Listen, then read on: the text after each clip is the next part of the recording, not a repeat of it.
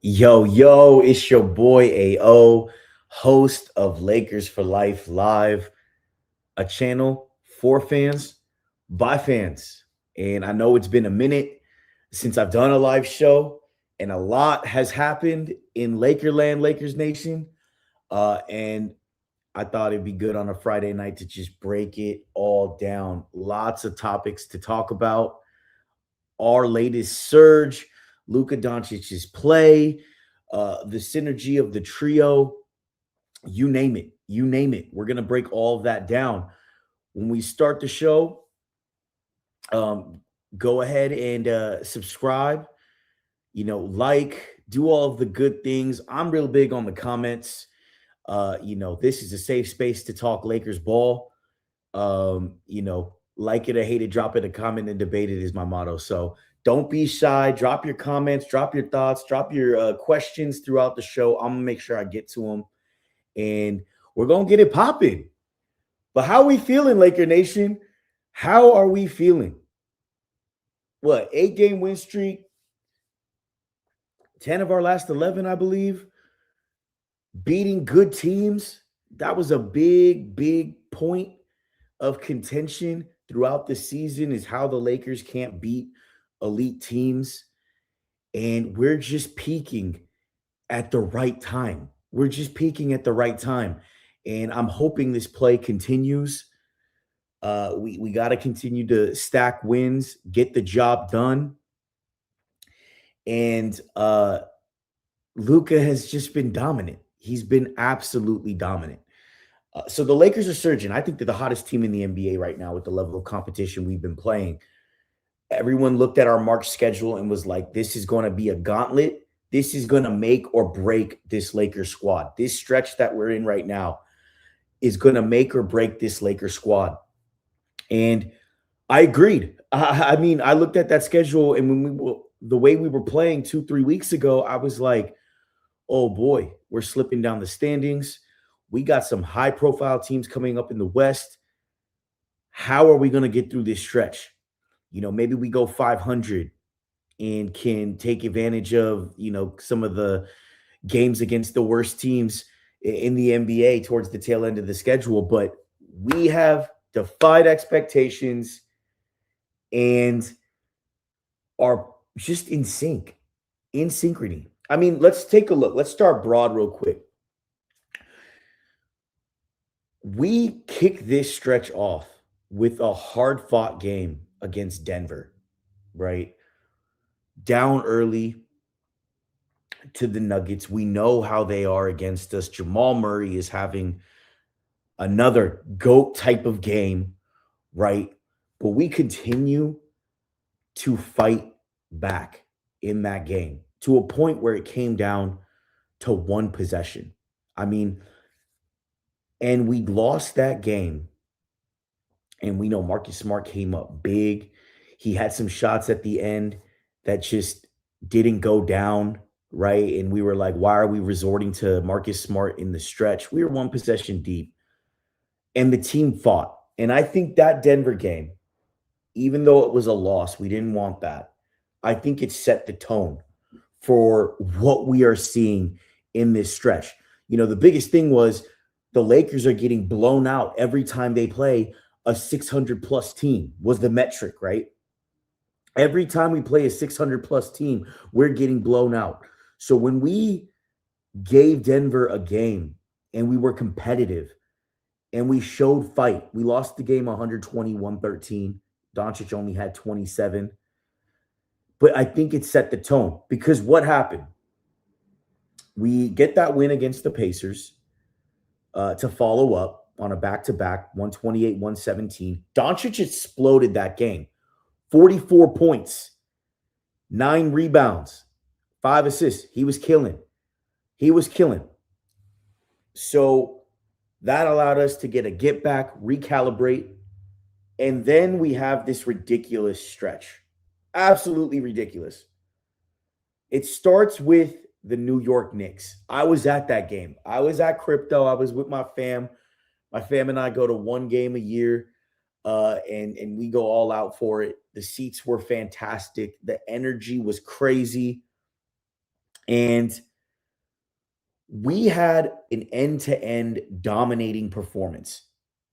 It was fantastic. Shut down Jalen Brunson for the most part.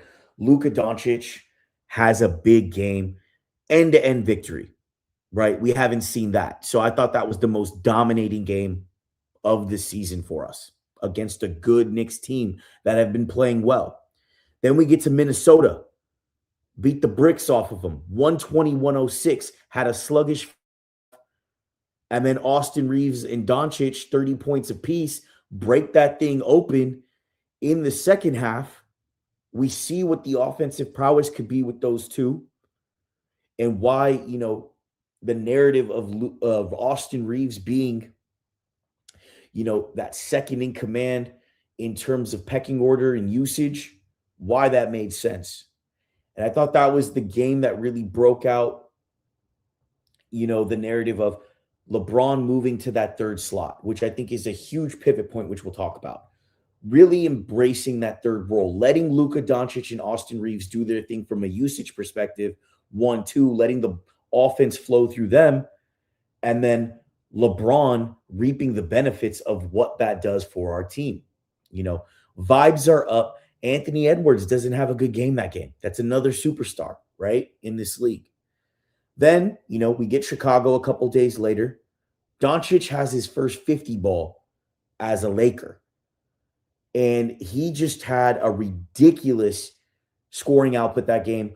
1 assist away, I believe, from a triple-double. 51, 10, and 9. And this is where things really set off, right? Chicago has given us problems. We take care of business. Now we get to Denver. We got to get our lick back. We get up big in that game. We get up big. But as Denver does, they come back in a fury. They are hitting threes like no other. Aaron Gordon, Cam Johnson, Tim Hardaway Jr., Bruce Brown. I thought we did a good job on Jamal Murray. He only made 1 field goal. It was that first 3 at the beginning of the game where you're like, oh, God, here we go again. Dude didn't do nothing and ended up fouling out. Luka Doncic didn't have a good second half that game. I thought Austin Reeves played well down the stretch. We all saw the free throw, that perfect miss to the shot that led to OT. I thought Braun played well. Luka Doncic has the game winner that game. And then that leads to our 2 Houston wins, back-to-back, hard-fought games. Doncic with 36 one game, 40 in the other, just a complete masterclass in that last Houston game down the stretch. LeBron James starts to come into the equation as well. He finished with a very efficient 30-point game in that Houston win, that second win. And we're starting to see LeBron play very efficient basketball. We're seeing the synergy. And mind you, in these past games, DA has been playing well too. And we'll get to DA in a bit, but he's been playing his role. And then we get the Miami game, 60 ball from Luka, triple-double, which I think is overlooked by LeBron James. And it was unreal to watch that Miami game. And JRA7777, what up, my man? Thanks for tapping in, bro. When Luka, when his 3 is falling and he's confident, unstoppable. And that's exactly what we saw in that Miami game. And this whole stretch is just dominant basketball from Luka. And he's really propelled us in this stretch. He's playing out of his mind. He's gotten into MVP conversations, which we'll touch on. But the Lakers are rolling right now. I just rattled off huge games. These are elite teams in the West that we got wins with. We're taking care of business with the teams we're supposed to beat. And we're at where we're at. Sole possession of third. And, a very good chance to land there. We'll see what happens. We just got to keep up the pace, keep up the basketball that we're playing, and, continue this streak.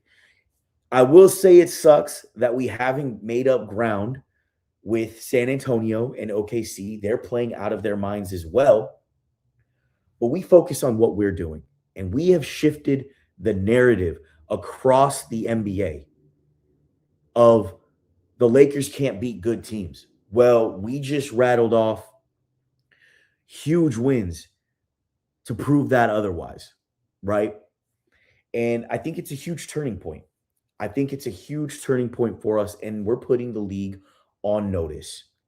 And I know we had that surge at the end of last season, when we locked up that third spot, but this feels different. This feels different. The synergy is crazy right now. And that gets me to my first point. A big driver of this run that we are in the midst of right now is this trio clicking. And we talked about it at the top of the show. Our pecking order has been established. In terms of ball usage, the offense is flowing between Luka and AR. And I know AR has been a little underwhelming over the past few games, but he has been playing very impactful basketball in other ways. But offense is flowing with those two. I think Luka, a lot of why he's playing the way he's playing is that he just looks free right now. And I know there's this custody battle, Luka kind of narrative going on the TL. And I don't like to pry in personal business of the player. Maybe it's coincidental that he's playing out of his mind. That aside, I think the fact that LeBron has really embraced this third role or this third person role in this offense, in the scheme of the team, has made it very clear, hey, Luka, you have the reins here. Don't second guess when you're navigating on offense. Don't second guess when you have opportunities to score and you feel like you can cook. Do what you have to do to make plays for others on your team. But it's all systems go. And we know how well he plays with Austin Reeves. So that was never the question. I think there was this figuring out stage between Luka and LeBron of them getting kind of on the same page, like I had mentioned. And the fact that we have that established, and the LeBron haters can say, well, we'll see how long this lasts, from Braun before something goes wrong and things fall off the wheels, right? The wheels fall off the truck that's rolling. I think this is here to stick. The synergy is crazy. You saw how LeBron was cheering on Luka in that master class against Houston. You saw how excited he was when Luka dropped that 60 ball. He's very much in this to win it, I feel. And the media sees it. I think he sees an opportunity. And that has unlocked what Luka has been able to do. And we've talked about it in my hitters and other live shows, how important the synergy is between those three. And for all those narratives that where it was, we're not as good of a team with LeBron on the floor. Bullshit. That's not true. What I had said in my final take was we are a different team when LeBron is not on the floor. Again, I think we saw a freer Luka and a Luka AR combo that did damage. But to realize our potential as a team, to get to where you want to go as a contender, right? A tier 2 contender, right? Give yourself a shot in these playoff series coming up. LeBron has to have that synergy. And him embracing this role as, third prong, which I just feel like that's something we categorize it as. But accepting this role and doing the things of playing off ball, participating in the defense and being the defender we know he's capable of, supporting Luka, being that valve for him, being able to take over in the lineups where he's running those lineups with AR, setting screens for Luka. We're starting to see that from LeBron. I think is huge to realizing our potential. And we're seeing the dividends right now. And I think the team is seeing the dividends. And this is why we're playing the way we're playing right now. And it was so important. LeBron is always a big part to the equation. He's our starting four. He has to play well. And he's got to work with Luka. So I think LeBron accepting that role that he's in and letting Luka just really go out there and play has been a huge unlock for the trio. The net rating wasn't good for the trio. It was negative, I'd say, even though it was a small sample size for, I think it was 196 minutes in the season. Now, um, we have new statistics now that they've gotten time with each other and LeBron's come back from injury, where they're a plus 11, I believe now. In and their net rating has completely flipped to a positive. And we're starting to see how this trio is playing well with each other and what that does for our team. Rui out of the starting lineup, right? Really going ahead with DA and Smart.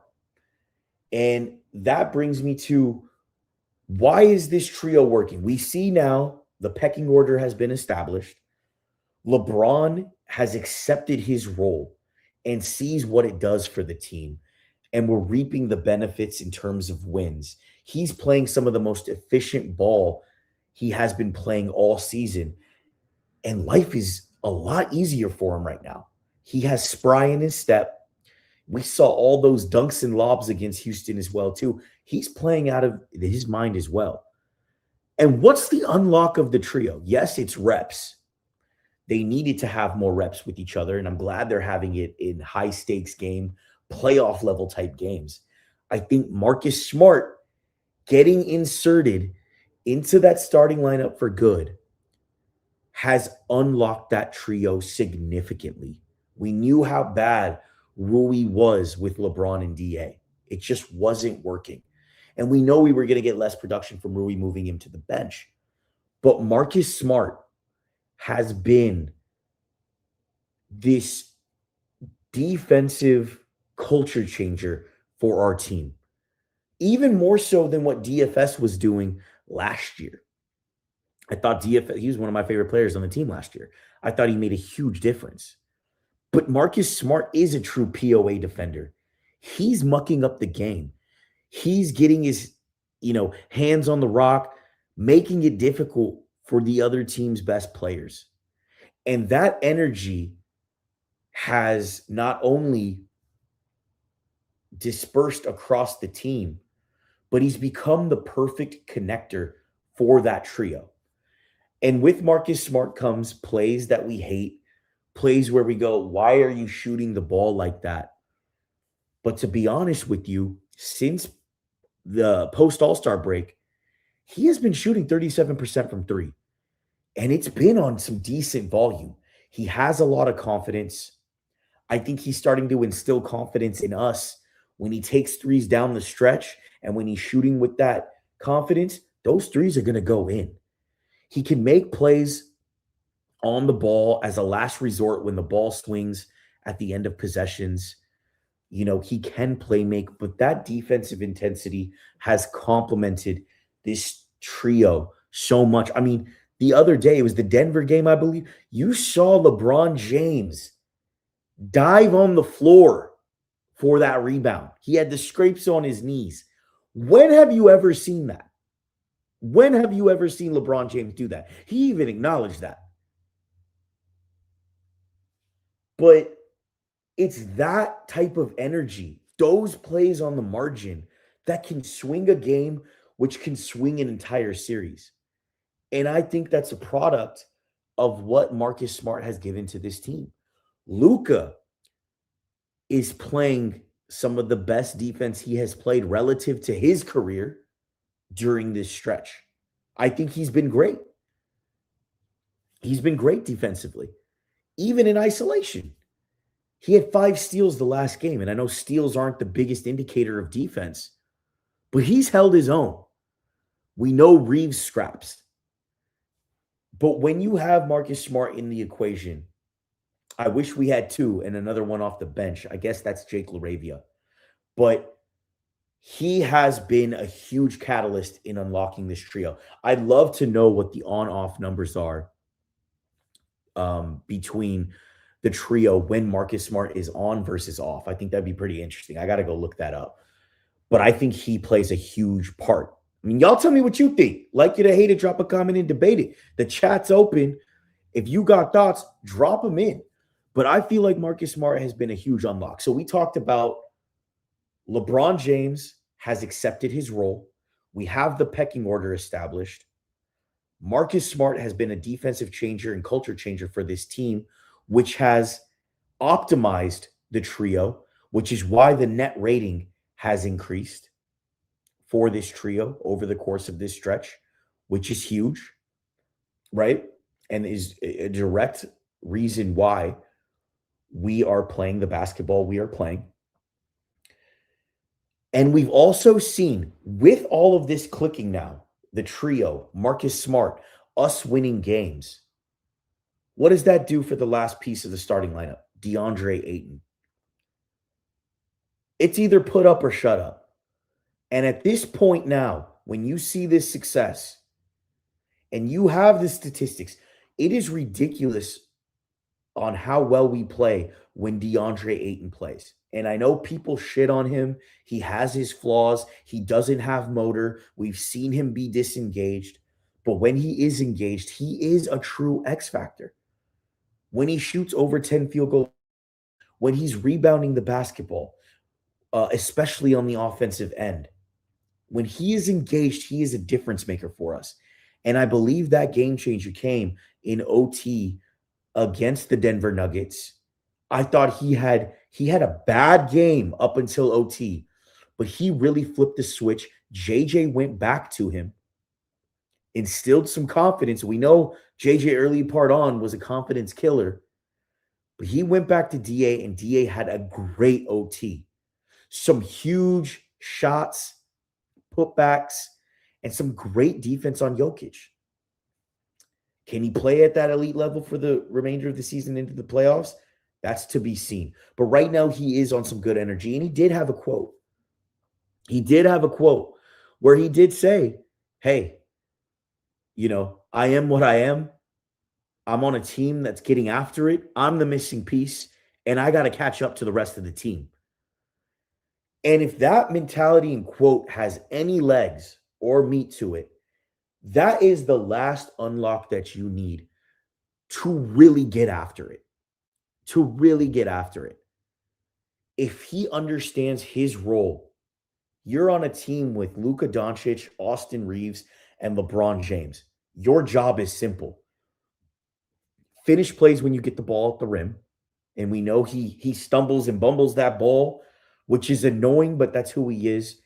But when he gets it rolling, you can see a different edge to him. Finish plays. You're not going to get the ball on the post at all times. You need to finish plays for Luka Doncic when he needs a safety valve. You need to put back shots and be aggressive on the offensive rebounding end. Be able to hit that midi in the paint, on that short roll to keep the defense honest on you. You do those things and you are engaged defensively,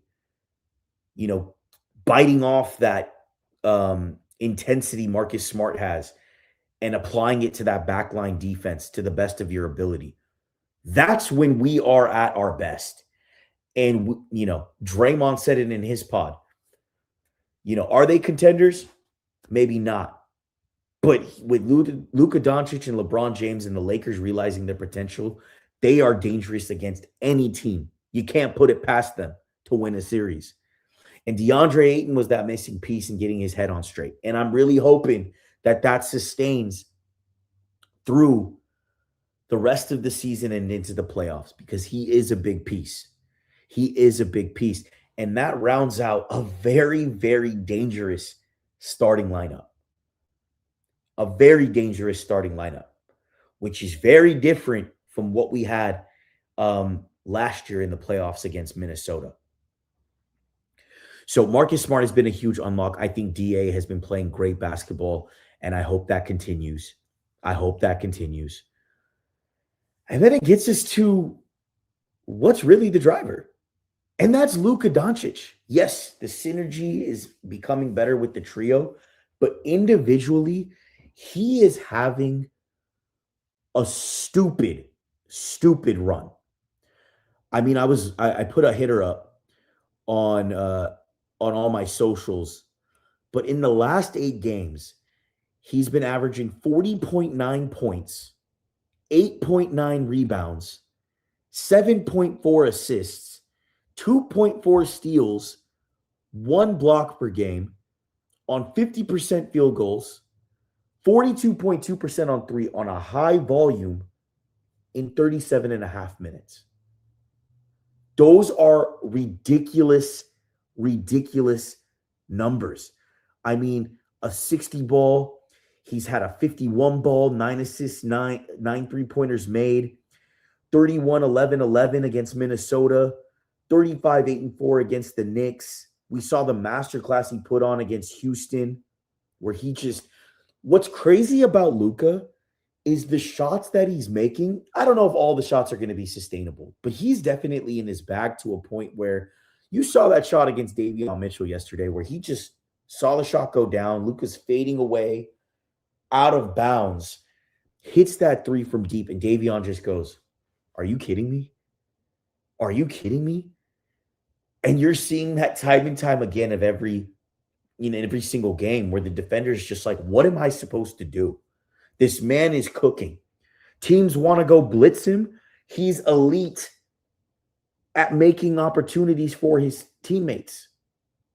So not only is a lethal scorer, but he's in such a groove now. He's breaking that defense down and doing some ridiculous stuff.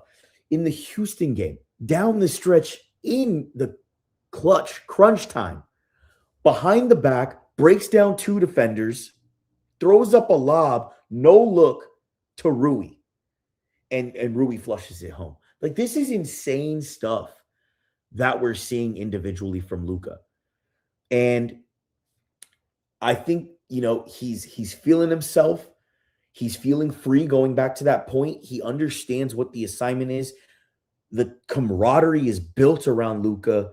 LeBron James has accepted his role. And I think that was a big unlock for all of this. You have to remember, LeBron James is 13, 14 even years older than Luka. This is someone that Luka looked up to as a player coming up. LeBron was 31. I think Luka was 17 years old. And now this individual who is goated, right? LeBron James is on your team. And that dynamic is crazy. You're playing with an idol you looked up to, but you know how good you are in your prime and how you can slice and dice the NBA. And, it is a hard thing. What are you going to say to your idol, a guy that's goated in the league? Like, hey, man, you need to get out of my way. And I need to be able to do my thing. There's a level of etiquette. There's a level of respect that I think was there, and it created awkwardness. Austin Reeves is around Luka's age. He's a guy that gets along with anybody on the team. They hit it off well, and you saw what that did. There's a difference, a huge, just generational difference between Luka and LeBron. And I think LeBron really accepting this role, and I think behind the scenes has really passed this torch to Luka and has said, you're our leader. Get after it. We're here to rock with you. I'm still who I am. I'm LeBron James, but you're making my life easier. I'm going to support you and do what I need to do to make your life easier. Play with no thoughts in the back of your head of if I'm doing something right, if I'm doing something wrong. And all this to say, Luka did average 33, 8, and 8 before this winning stretch. But I think that freedom and the ability to play how he wants to play and that unlock has really changed everything. Now, I will say this. We are getting absurd basketball from Luka, and it has been fun to watch. I mean, it's been semblances of my GOAT, Kobe Bryant, RIP to my greatest in the NBA. I haven't seen an offensive output like this since him. The level of shot making, the difficulty, being able to really just rip the hearts out of teams is something to be said. And there was a great quote by James Worthy, who doesn't just hand out compliments like that. He said, historically, the Lakers have had clutch players. Kareem with the sky hook, Magic with his play, Kobe, Shaq. But I don't think we've ever had one as consistent and dominant as Luka Doncic. That is huge praise coming from a Laker legend as well. And it's true. The stuff Luka has been doing has given me goosebumps. Like it's been master classes. I've been in awe of what he's doing from a scoring output. And there is no one in the NBA when he's on these burners that can contain him. And the fact that he can make plays out of the blitzes when teams want to show that and get you 10, 11 assists in any given night makes him such a dangerous player. Such a dangerous player. And I will say, my only thing that kind of settles me and gets me back to the ground versus on cloud nine is when the shots are not falling in a high stakes game, how does he push through? You remember that game 7 Kobe Bryant game, Lakers versus Celtics. What was it? 6 for 24, but I believe had close to 20 rebounds, just impacting the game. When games get difficult, when defenses really start to scheme in the playoffs, and there are stretches, are we going to see the Luka that pushes through like he did in Denver and gets you that game-winning bucket? Or are we going to revert back to the frustration with the refs, which, by the way, Luka has been great. I mean, he gets one more technical, he's going to get suspended. But when he's playing well, we know he doesn't care about the referees. He's talking shit to the opponents. He's talking shit to the crowd. That fuels him. That absolutely fuels him. And I love that. But as long as Luka doesn't get into his head and continues to push through that difficult patch when he has droughts or when a team is just scheming against him and makes it difficult, that's where I think is really going to be the huge unlock. And if that can happen, that's when the Lakers, I'll legitimately stamp, put me against any team. OKC, San Antonio, Boston, I don't care. He's in a different mindset. The team is ready to back him up. We got LeBron James. We got Austin Reeves. We have a deeper team. And this is what's going to propel us forward.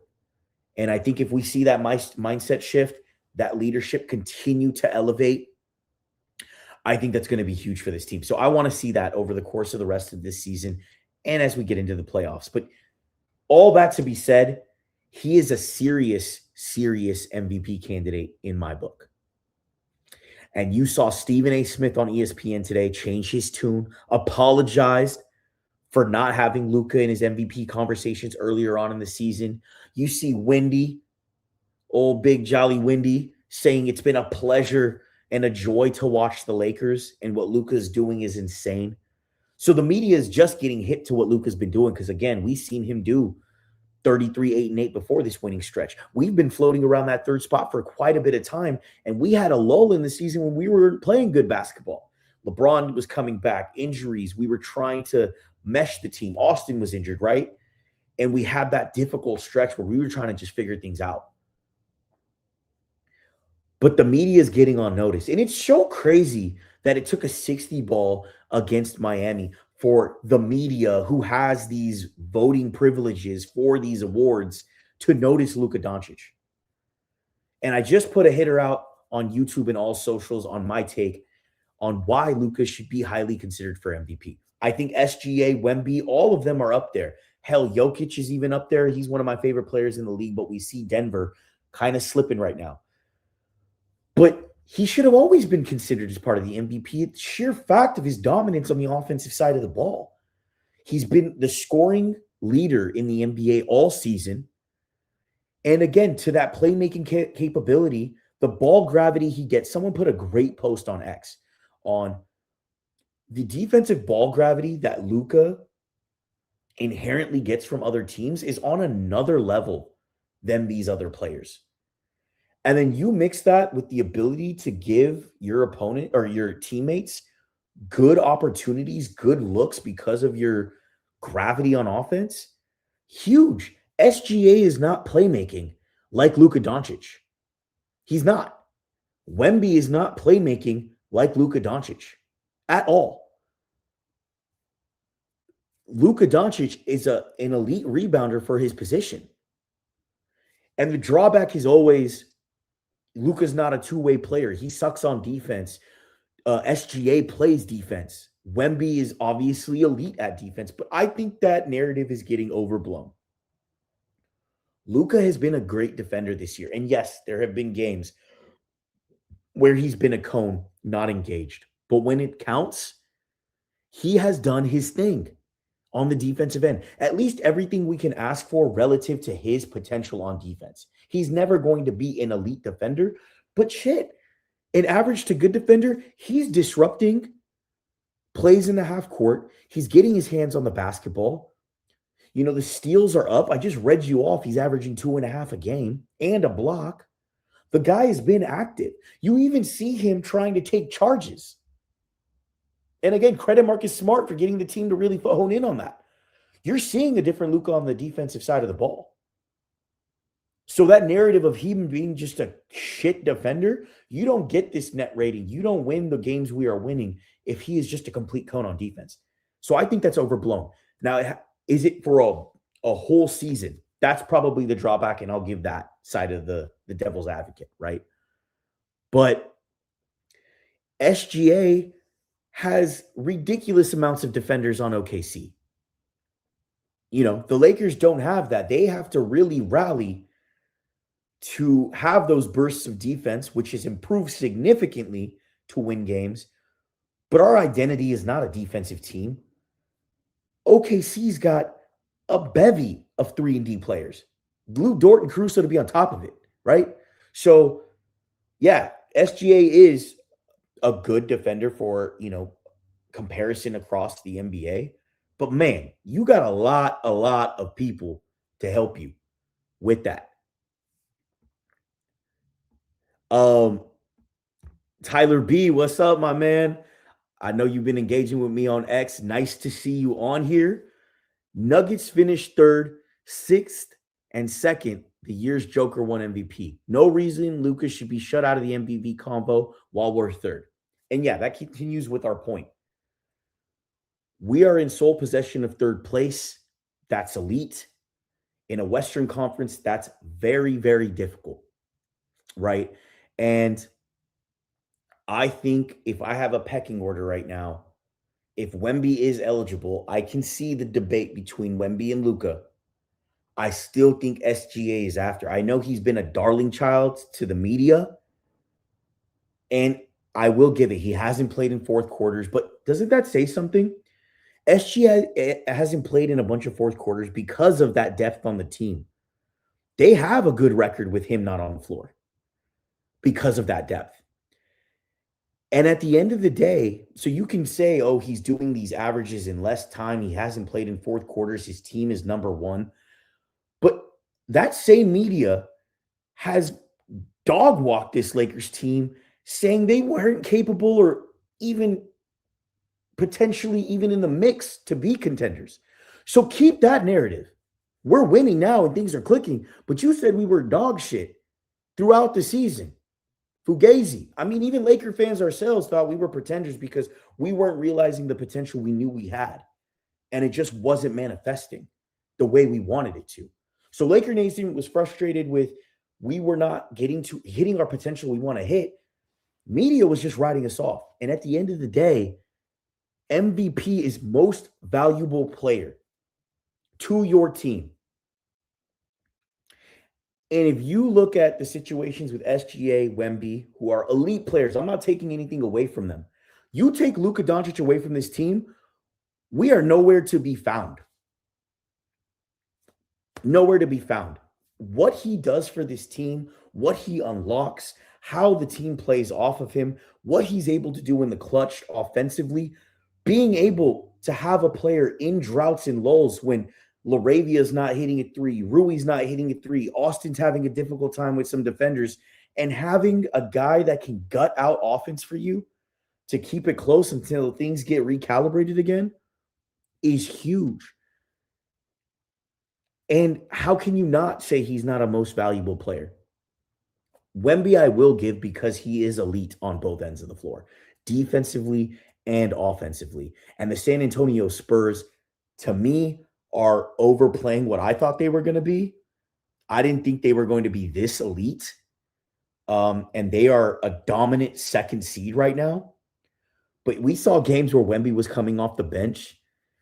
Wemby was out, and San Antonio was still handling their business with De'Aaron Fox, Stephon Castle. They have those athletic defenders to play defense at a high level. And overall, a deep team. And they are young. They don't have the pedigree just yet, so I'll give them that. But again, they were able to sustain. I'm not sure if the Lakers are able to sustain without Luka in his play. And for damn sure ain't winning these games without this high of a level of play from Luka. So when, again, you look at MVP, what does he do for this team? And to Tyler's point on the comments, we are the third seed. It's not like we're slouches. We're going to have a 50-plus win season. We've dropped some frustrating games. The Kings, Phoenix, Orlando, right in the mix. And, San Antonio and OKC are playing great ball, so we weren't able to make up the gap in at least the games behind those teams, which sucks. But I don't think this MVP voting should be a landslide by any means. There's no definitive winner. And I truly expect if the Lakers sustain this level of play to finish off the season, we still got a few more big games. Orlando coming up Saturday. Detroit's going to be without Cade, but I think they're still a talented team. And then you got Cleveland and OKC to end up the season. You finish strong, and Luka continues to sustain this. It doesn't have to be this level of play, but continues to play impactful, winning basketball, continues to show what he can do. I can imagine first place votes. And the media is narrative driven. I think they're idiots, but this is what you need, to bring to light for them to just get their head out their ass and go, oh, Luka is a good player. Why have I not taken him seriously for his whole career? Well, the Lakers are freaking surging now. And yes, he needs to be in the conversation. I'll put it this way. To Tyler's point about finishing third, and if we break down the data even more, we started the season 13-4. In the last 28 games, my goal was 20-8. I believe we're 12-4 right now. So if you go theoretically 20-8 in these last 28, and you go 13-4 in the beginning of the season, you put those records together, that's 2/3 of the season in terms of games played. 67% of the season, we are playing at an over 700 level. That is elite basketball. Elite basketball. So this team has been good for the majority of the season if we can finish off strong. That lull in the middle of the season was adjustments and synergy and recalibration with the injuries we were having. And it wasn't pretty basketball. And that's what the knock is on Luka, right? But I think, again, his defensive narrative has been overextended. It's not true in my book. And his offense is just SGA not doing what Luka's doing right now on the floor offensively. I'm sorry. If you want to debate me, if anyone's in the chat right now and wants to debate that point, do it. Wemby is huge. He can get a shot off on anyone. He's not doing what Luka's doing right now offensively. He has some physical gifts that allow him to score it the way he's scoring. Not to say he's not skilled. I'm not saying that. But what Luka is doing right now is unprecedented. You don't see that across the league. And like to my point, I haven't seen this level of scoring prowess since Kobe Bryant, since Mamba. It's been absolutely ridiculous. Absolutely ridiculous. And I'm hoping the media takes him seriously and we really see a true MVP vote. I expect him to be up there at the top if he continues his play. And what a season that would be for him with everything he's going through right now, with everything he's going through in his personal life. To play like this, insane. And he's just every game, the love for him from both an internal team perspective, from a fan perspective, Laker Nation, the Laker organization, they're getting behind him. This is our guy. This is our guy. And I think he's just raised our level of play. It's been fantastic to watch. He's raised the level of play for AR, who's having a great season. I hope he can end the season strong and have a good playoff showing. And LeBron James is still playing some of the best basketball of his career. Best basketball of his career. Doesn't have to be in numbers. He's starting to do little things. And if that sustains, we're going to be in a really, really good position. A really good position. And I just think moving forward, we just got to continue to play that we're playing. And to my last point to this show, the bench, before I get to that point, Tyler B, thanks for the extra question. What's your ceiling for them in the playoffs this year? Great question. Great question.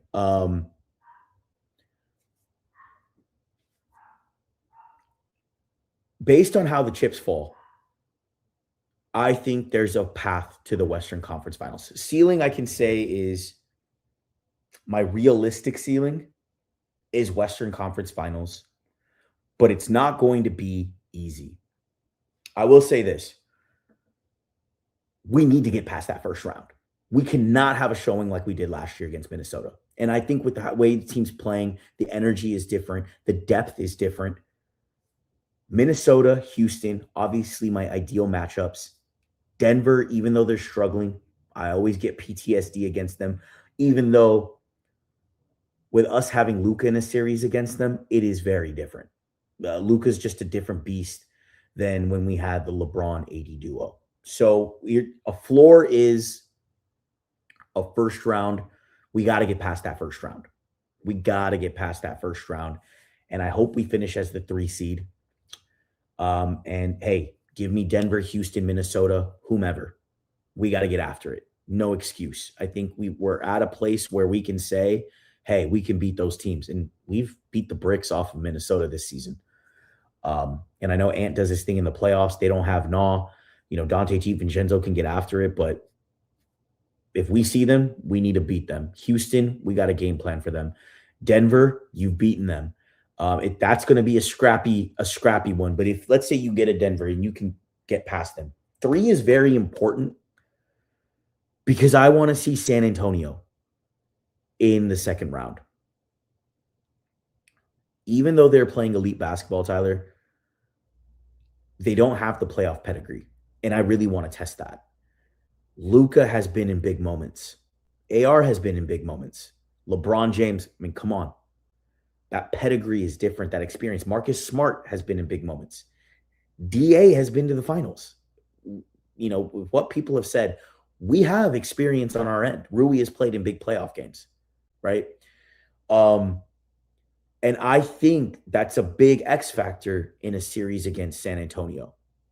How it falls, it's going to take some stellar play from us. I think DA is going to be an X factor in that series, and we really need the DA from that first game. But for us to reach that ceiling, I think we need to lock in that 3rd seed so we can see San Antonio in the second round. That's our path forward. That's what gets us to our ceiling in the Western Conference Finals. And then when you play OKC, you let the chips fall where the chips fall, like how Indiana did. And I think we have our advantages against OKC. What worries me in the playoffs is just that defense intensity ratchets up. And OKC, I hate their brand of basketball. I think the refs let them get away with a lot of things, but that's going to be playoff basketball. How we withstand that is going to be big. But I think to answer your question, Tyler, it matters with our seeding. Our floor is getting past the first round, but I definitely see us in the Western Conference Finals. I think if we're playing at an elite level, we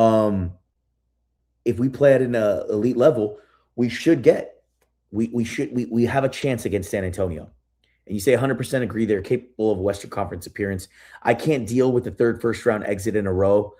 Spurs, Lakers will be a dogfight for sure, but I think we come out the other side. Yes, I can't do another first-round exit, especially if we continue the momentum we're at right now and end the season strong. Tyler and JRA777, if you're still in the chat, how deflating was that Minnesota series. We were actually favorites in that. And to lose 4-1 to Minnesota after just losing 4-1 in the previous year to Denver was demoralizing. Demoralizing. I did not see ourselves losing 4-1 to Minnesota last year. I thought we had a great opportunity. But then when JJ went 5 deep in that game, I said, we are cooked. This is bad. We couldn't pull that out, and it just snowball effect after that. And we just didn't have gas. Houston, Minnesota, Denver, those are going to be our matchups. And I think obviously they're different flavors, different teams. But we've seen Denver's kind of defensive rating go off the rails. We've seen a game plan against Jamal Murray in bursts. We see what Luka can do to shred them, right? But, again, I never put anything past Jokic. He's one of my favorite players in this league. And I think he's elite. And I think Aaron Gordon is an awesome, awesome player for them. But they are not the same team we saw 2 years ago. Hell, they're not even the same team from last year. And I think there's a chance there. That's our hardest matchup. We've seen what we can do against athletic defenders. Reeves has had big games against Minnesota. He struggled a bit against Houston, but that was open shots behind the three-point line. Some of those go down. His stat line looks completely different. I'm not really worried about Reeves. I think he's playing at a great level. We've seen Luka shred Jaden McDaniels. We just saw Luka shred Houston, right? Different matchup. Yes, Tyler, we need to get past the first round, and then we let the chips fall. Once you're in the dance, anything can happen. Things can click at the right time. We saw what Indiana did last year. Things clicked for them, and they had stuff rolling. We have a dangerous offensive trio. The biggest drawback that's going to be there for us is the defense and the mental capacity. We know we're not a defensive team. It's going to take a real collective effort. The full team locking in to a defensive scheme, which, by the way, and we'll get into it as our last point, JJ Redick, some great schemes that the team is actually executing. We've been known as having gimmick type of defenses, which can be countered in the playoffs in a series. But we need to collectively have a defensive mindset to the best of our ability and scrap. Marcus Smart has been leading that, but that's important because those teams are going to ratchet up their defense, which leads me to the bigger second point. And we alluded to it when we were talking about Luka, and it's been great watching him play, but how do we push through in these grind and scrap games where we're not getting calls, maybe the shots not going down the way Luka wants it to go down? That mental fortitude in the playoffs is going to be key across that team. And we've seen examples of it in this stretch, the resilience, being able to come back, being able to hone in, play defense at a very high level and score the ball. When you're not able to score the ball, still being able to play defense to keep things even and gutting out shots, going blow for blow. We've seen that in this stretch, and I want to continue seeing it. That mental fortitude is going to be very important in the playoffs. How many times have we seen in those Denver series, right, we allude to, where we are playing a great game, but in the clutch, things just fall apart. The wheels fall off. In Minnesota, when we weren't hitting shots, right, we were gassed. We were giving up offensive rebounds, which was really Minnesota's best offense, right? We just didn't have the gas to finish off and execute at a high level at the end of games. That was the difference in the Minnesota series last year. I think it was all really on us. How does that mentality change in the playoffs as we get into that? We need to be strong as a team. And Luka, that's going to be the real maturity aspect for him. We know he's an individually superb, elite player. Where I think Luka needs to take a step in a game and where I want to see it is in these playoffs of how do you rally the team, right? They feed off of your energy when things are good. But when things are not going well, what are we going to resort to? The complaining. The team's going to follow suit. We've seen Austin Reeves get in his head when, refs aren't calling things. LeBron is a seasoned vet in this league. But how does he take that challenge of being the number one, being the leader on this team, rallying the team, doing the little things when things aren't going his way? That's that maturity level that the team is going to feed off of. And, LeBron is his counterpart as a leader to supplement and augment that. I think that's going to be really, really big, Tyler, for this playoffs. And if we can accomplish those two things again, we have a chance with anybody because of the depth. I think Hayes is a different center from a backup standpoint. I think he's going to, he still makes some boneheaded plays here and there, but overall, I think he's made a leap this year. The IQ's gotten a little bit better. His verticality at the rim has gotten better. He's defending. He knows his role. Luka's really unlocking, that pick and roll, and he's been a great valve for both LeBron and Luka. Laravia, while his shot hasn't been where we want it to be, and that's been frustrating for Lakers Nation, he's a hustler. He's a connector. He makes big plays defensively, whether it's an offensive board, a deflection, getting into the chest of a defender or of an offensive player as a defender. He does that. Maybe in the playoffs, his shot starts to turn around and we get some buckets for him. Rui, we know what he is and what he isn't. We've seen him make big shots in playoff games. I mean, Minnesota was one of them, where it was, I believe it was game 4, where him and Austin Reeves had a huge second half. Those big shots are going to matter. And I think if the team is locked in playing defense, he feeds off that energy. And I think this bench role is good for him.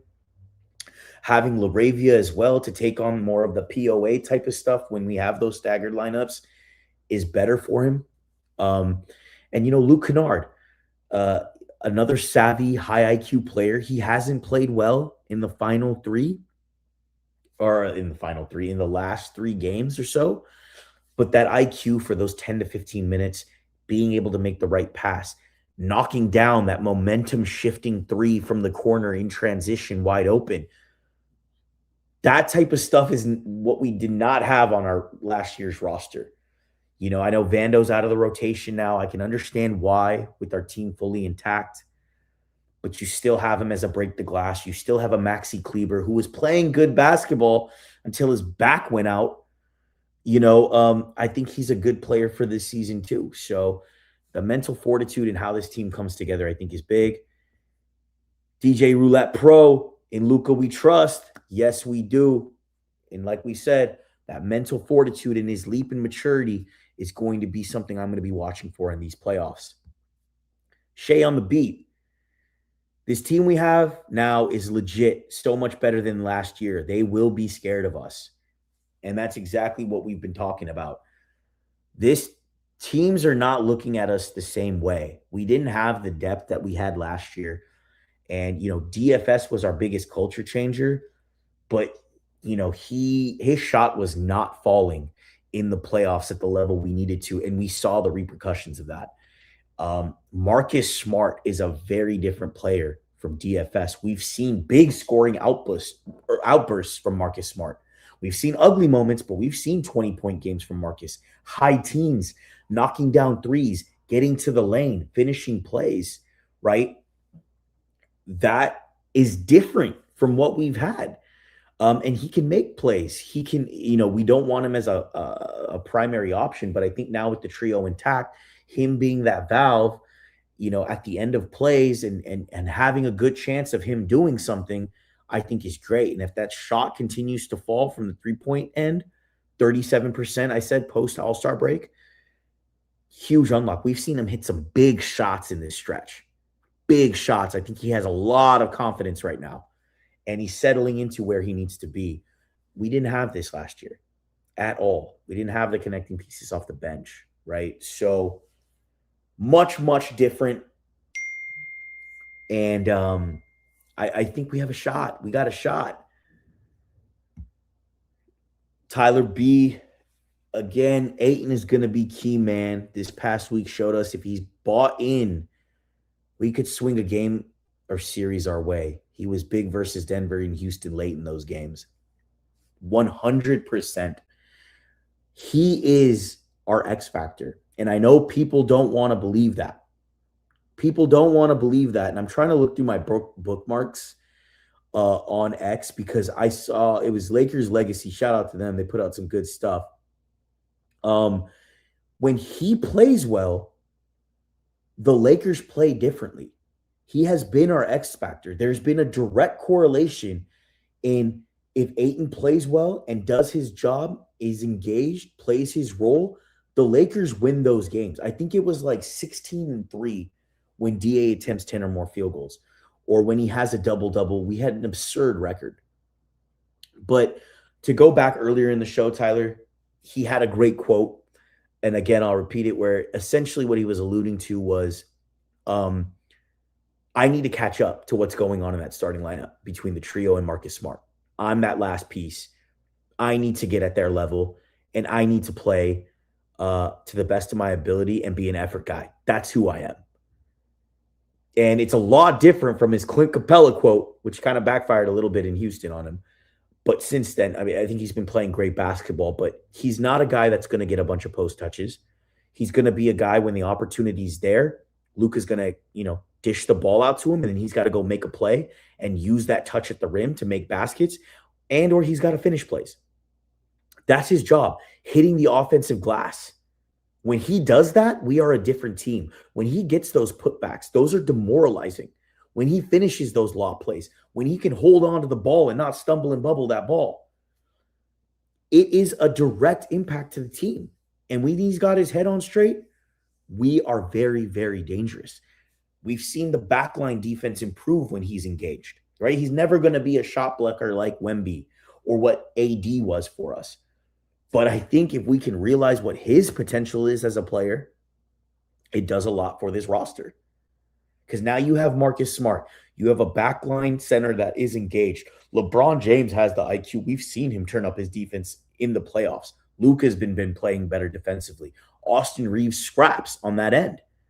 And he has had defensive matchups with some of the best players around the league, in the playoffs especially. You put all that together, you're no longer a bad defensive team.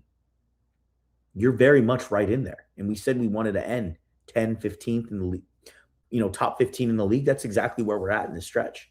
And then we have to be elite offensively. We have to mitigate the lulls. We have to be sharp. But DA, those little things, he's got to get into his head.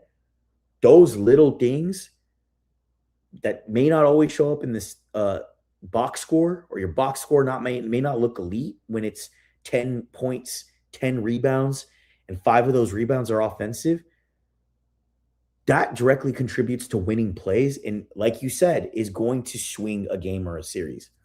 When you have a Minnesota where they're big and Ayton is doing his thing, or you have a Denver where Ayton can hold himself on the defensive end against a Jokic, being able to give some level of backline coverage, that changes the series 100%.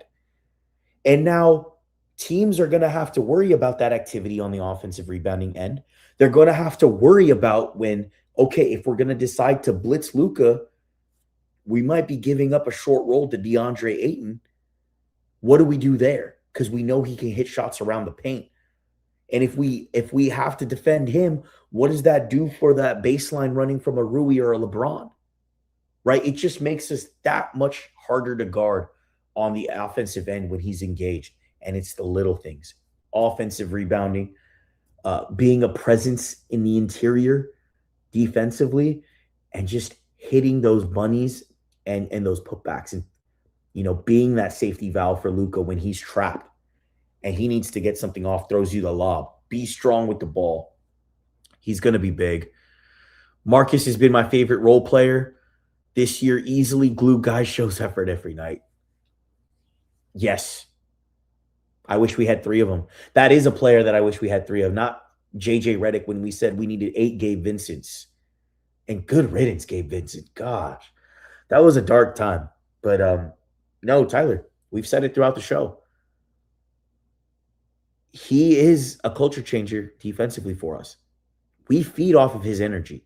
And when he's out there deflecting basketballs, getting after it, I don't know if y'all remember this in the chat. We were up 10 against Houston. The game was put away. This dude dove on the floor for a loose ball.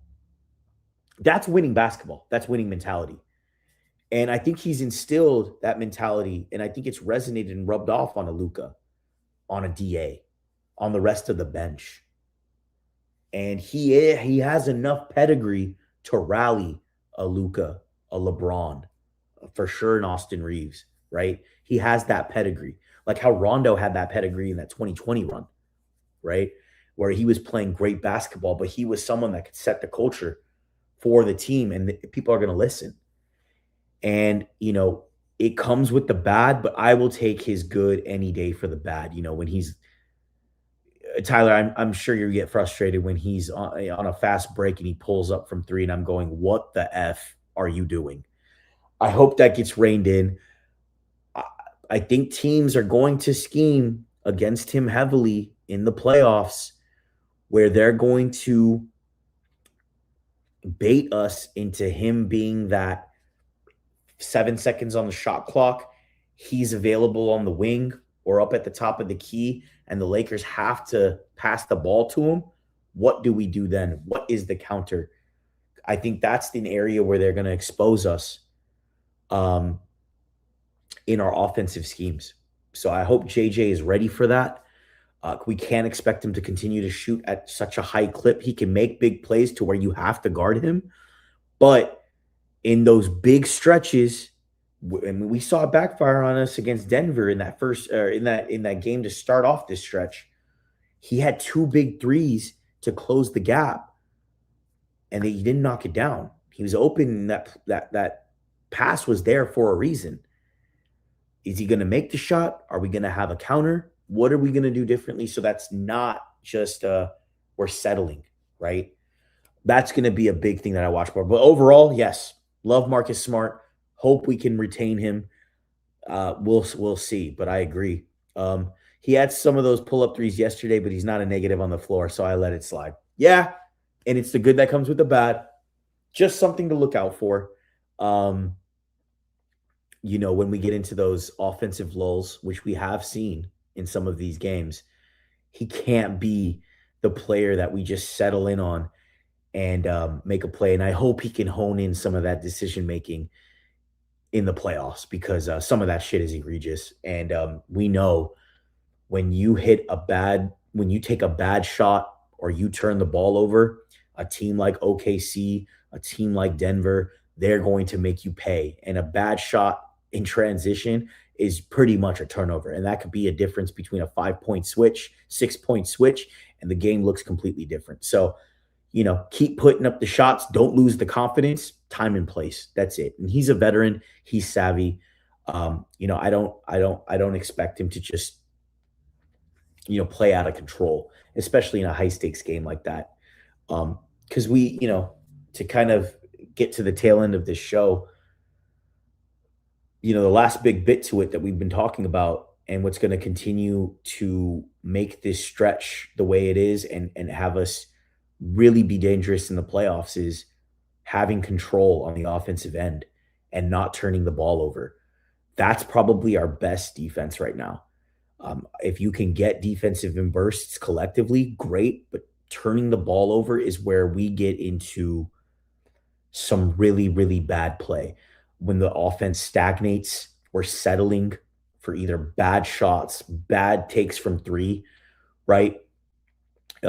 We've seen some from Luka, from AR, from Braun, everyone, right? Not settling for that stuff, not turning the ball over and being stupid. We need to really control that. That's probably the best defense we can bring into the playoffs, is not giving the teams extra possessions for no reason. You can control that. That's another unlock. And we've been better at that over this stretch. And we've seen what that does for us. We were turning the ball over at such a high rate in some of these games. And you can see what that does to us. That's when the complaining starts to happen. That's when you're looking for a foul call on a take and you don't get it. That's that mental fortitude we've been talking about. So I hope in the playoffs, look, when they go down, they go down. But I know Tyler, when you're watching the game, it's like, WTF, are you kidding me? And it's like, oh crap, he made it. But again, we got to work on the margins here. And I'm excited. We got Orlando next. Big game. We got to get our lick back, because, they pulled a an end of game winner on us when they came to LA. So we got to get that lick back. Get a game against Orlando. I think they have some injuries. Franz is not playing, a couple other players, but Paolo's there. Bain is there. We got to go win that game. They have some rest. Go win that game. We got Detroit coming up. No Cade Cunningham. Wish him the best. With that collapsed lung. But, Detroit is still a good team. So those two games you take, and then you get a bit of a break with some, bottom end Eastern Conference teams that I think maybe you can rest. You can start to stagger and rest some of our players like a LeBron or a Luka or an AR and still pull off those wins. But we got work to do. Luka's having a tremendous season. This dude, first team All-NBA written all over it, needs to be in the MVP conversations. I'm really pleased with how we're playing. I want us to keep realizing our potential, going back to everything we talked about in this show. Braun is a big part of that. Thank goodness for the Nets Wizards Pacers stretch. Laugh out loud. Yup, that's exactly what I'm alluding to. Those are the 3 games where I think we're going to start to stagger out, giving LeBron a day of rest, giving Luka a day of rest, maybe LeBron a couple games, maybe AR, he needs to bounce back in a big way. I think he's been dealing with some ticky-tack injuries. So that would be a good stretch. So handle Orlando, handle Detroit, and you have the luxury of still having a roster to win those games, but giving your star players the rest that they need to finish off the rest of the season. But it's going to be a fury. The West race is still very close. We're 3 games above, I think, 6th place right now. Minnesota lost today. Denver won. So things are constantly going to be shuffling. We need to continue to be focused and continue to build the good habits and that synergy. And if we can do that over this stretch, big things. We'll be talking about, how we're entering the playoffs. And I can't wait for that live show. For all of y'all in the channel that have been rocking with me, I appreciate it. If you haven't subscribed to the channel, please do. It's a new community we're building. Again, it's for fans, by fans. We got some really cool things coming. And I appreciate all of your guys' support. So definitely hit subscribe. Definitely hit like on the video so we can get this thing out there. I'm not a big influencer like the people that I look up to, the Trevor Lanes and the people I rock with, Raj Chapalu, Jovan. We're building something cool here. I want fan interaction. We got some cool things on the way. I'm going to try to be live a little bit more down the stretch of this season. If you're on X, tap in with me at World of AO. I'm on Instagram, Lakers for Lifers, as well as TikTok, Lakers for Lifers. But this is the home to the live shows. So definitely hit subscribe.